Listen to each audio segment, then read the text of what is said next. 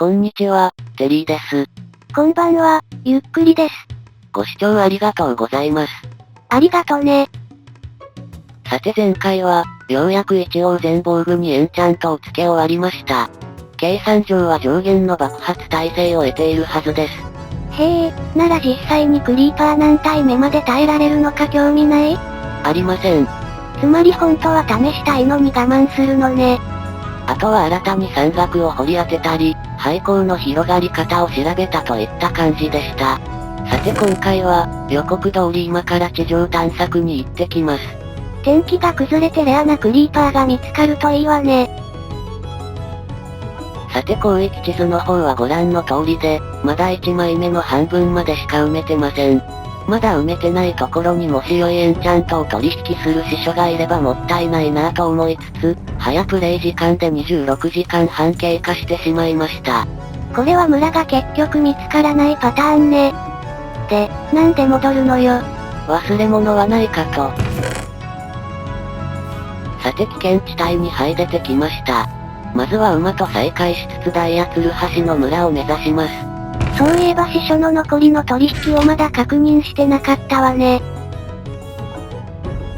司書は3種類のエンチャント本を取引してくれますが、全品扱ってもらうのに4回の取引更新が必要となります。紙売って本棚とガラスを買って3回分まではほぼ確定で、あと1回分は本か著書の売却ですが、著書の方が材料集め楽そうなんです。それでイカを買っているわけね。さて馬との合流地点に到着です。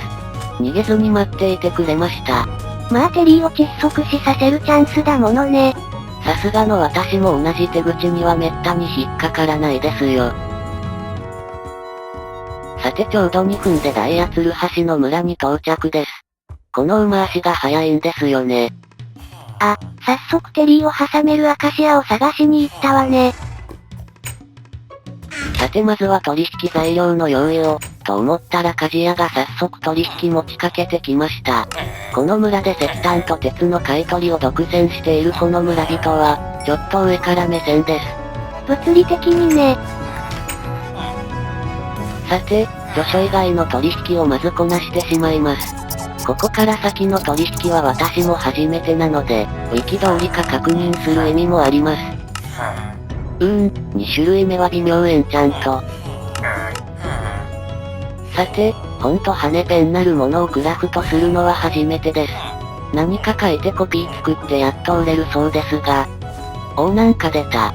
何かこう。頭の中に思い描いたのを書けばいいのよ。真っ白なキャンパスを思い浮かべたので、白紙で。まさかこのタイミングでスペリング問題が出てくるとは。違うわよ。こんなこともあろうかと、実は私は1月前から英語の勉強を始めていたんです。どうせ公式ウィキ英語版をスラスラ読みたいとかいう動機よね。さて迷いどころは、いの発音が愛かワイかです。でもすでにピラミッドの綴りをマスターした私には隙がありません。さて答え合わせです。正解なら有用エンチャントが、不正解なら外れのエンチャントの本の取引が追加されますが。なんで大外れ？そもそも全部間違ってるわよ。さて他の司書も同様に取引更新し、こちらは射撃ダメージ増加4とシルクタッチが追加され、最後の一人はイレグイ1と、なんとドロップ増加3が出てきました。あらちょうど欲しがっていたのが出たわね。欲しがってたのはピラミッド企画の方です。さて、この村もほぼ用事がなくなってしまいました。別の村を探す良い頃合いです。あ、テリーに気づいて逃げ始めた。早く行こうとせかしているんですよ。さてまずは以前、くぐるのを諦めていたこのトンネル。エンチャント防具を固めた私を妨げるのはもはや不可能です。村探しなさいよ。こうやって徐々に村発見機運を高めるんです。屋根上の森は、屋根を伝っていってしまいます。落下よりも馬による窒息ダメージとラグ3のコラボが怖いんですよね。さて小さめな海洋が広がってますが、首綱なしでは馬をつなぎ止められません。先に湿地でスライム倒してたらよかったわね。でもまだ夜戦うのはちょっと怖いです。さて4分で海を埋めてきたら馬が泳いでいました。やっぱり首綱なしで馬を連れて歩くのは考えものね。ブロックやフェンスで囲うとかもありなのかもしれませんが、ラグさんの暗躍で窒息しやしないかと心配なんです。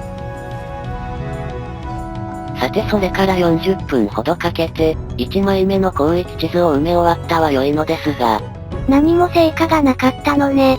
つまりはこの1枚目の地図では、もともと地上にダイヤは一つもなかったんです。プレイ初期に村と砂漠の神殿探しを諦めて正解だったと。でも今1枚目を隅々まで駆け巡ったのは無駄足だったわね。馬に乗ってると鶏狩りづらいので矢の材料も集まらずです。しかし、せっかくお出かけして成果なしなのは気が重くなるので、2つ用事を思いつきました。1つ目が、拠点に据え置き用のエンダーチェストの入手です。そしてもう1つ、砂漠の地下拠点で素手掘りしてた時の金鉱石をそろそろ回収してしまいます。忘れてたわけじゃなかったのね。面倒だっただけです。そんなに時間経っているわけではないですが、ちょっと懐かしさを覚えます。全部回収は無理なのでめぼしいものだけでいいか。さて、ここからは湧き潰しなしなので、モブが何体か出てくるはずです。つまり一本道で前からしかモブは出てこない。安全に防具エンチャントの効果を試せるってことね。いえ、たとえ一撃でも食らうつもりはなく、矢の練習に勤しみます。エンチャントついてないので弱いです。ちなみにわずか 1.2 キロの距離なのですが、案外モブは湧くものです。結局6体のモブを倒しつつ、5鉱脈、19個の金鉱石を回収しました。あらたった19個しかなかったの？入り口付近の鉱脈は前に回収済みでしたからそんなもんでしょう。さてリスポーン拠点の位置に戻って今回の地上探索はここまでです。ここまで馬連れてきちゃってよかったの？昔はともかく今なら伐採で視界が開けてますし、いずれ地下でスライム見つける時まで話し飼いしておきます。さて、ようやく拠点に戻ってきました。まずは家庭用エンダーチェストの用意です。なら持ち運び用のは携帯用エンダーチェストなのね。家庭用と携帯用で共有できるようになって、インターネットのおかげで生活がますます便利になったものです。一体何の話してるのよ。というかエンダーネットね。さてさらに地上で溜まった経験値を活用して、修正した机上の計算上ではハイスピード採掘できる、効率強化3のシャベルを手に入れました。さてあと、地上探索用のアイテムを格納するチェストをどこかに設置しておきたいのですが、ここに置くとトロッコにかすめてしまうので、こんな時には床下収納の出番です。もう床下でいいわよ。あと地下で使ってる地図ですが、今後は1段階拡張地図を使います。使い終わった地図は壁に貼り付けて、これで随分とこの拠点にも緑が取り入れられました。すでに畑の真上で生活してるじゃない。さて、アイテム整理も拠点整備も終わりました。やることは以上です。では、たまにはブランチマイニングでもやりましょうか。世間体向けの偽装も終わったのね。さて、次は29周目、ガンガン行きます。5分ほど掘ったところでまず洞窟から廃鉱が顔を出しました。これもまた洞窟がなかったら見つからない高さね。地図の目印からは除外です。それにしてもいつもの高さから少し上がるだけで、廃鉱がかなり見つかりやすくなる実感湧いてきました。北東の頂点に到着したところです。これは新たに作った1段階拡張の地図ですがもうこんな端っこ、この地図も長くは使えなさそうです。それよりこの雲の声、毒雲かしら。さてそれから30秒、ついに効率強化3のシャベルの能力を試す時が来ました。全然速くないし。再三確認して計算ミスは見当たらなかったのですが、これが現実ですか。で、土ですが、こちらはハイスピード採掘できています。明らかに速度違うわね。ハイスピード採掘になる条件は、ブロック破壊の時間が 0.05 秒が境目、というのは多分間違いないはずです。で、前々回に効率強化のバージョン違いらしき倍率について計算結果をお見せしましたが、土と砂利の効率強化3での採掘時間はこの通りなんです。このうち 0.05 秒以内に入らない、すなわちハイスピード採掘できないと思ってたのは2番の仕様の頃の砂利だけだったのですが。ということは、実は今でも2番の仕様、つまり効率強化はレベルごとに 1.3 倍乗算計算されているということ？そうなのかもしれません。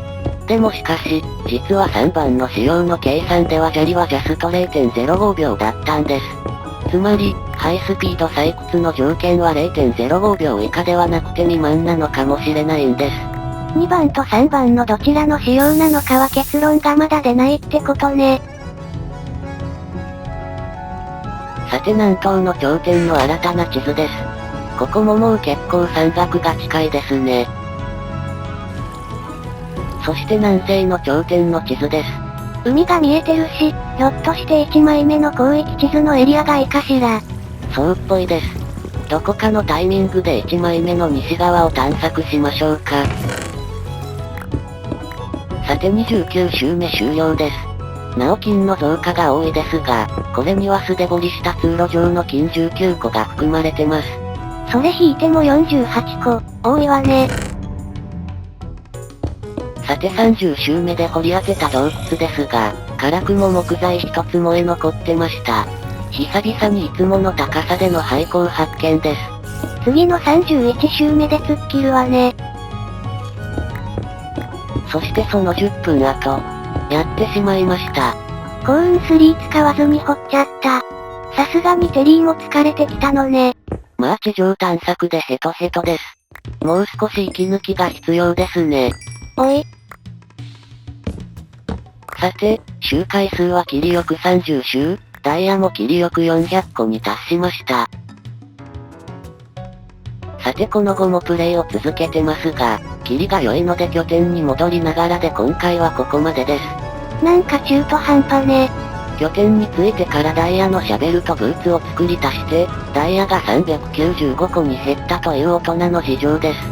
さて次回は地上探索は行わず、たまには本気出してブランチマイニング会にしようかなと思ってます。つまり本気の息抜きね。それではまたね。バイバイ。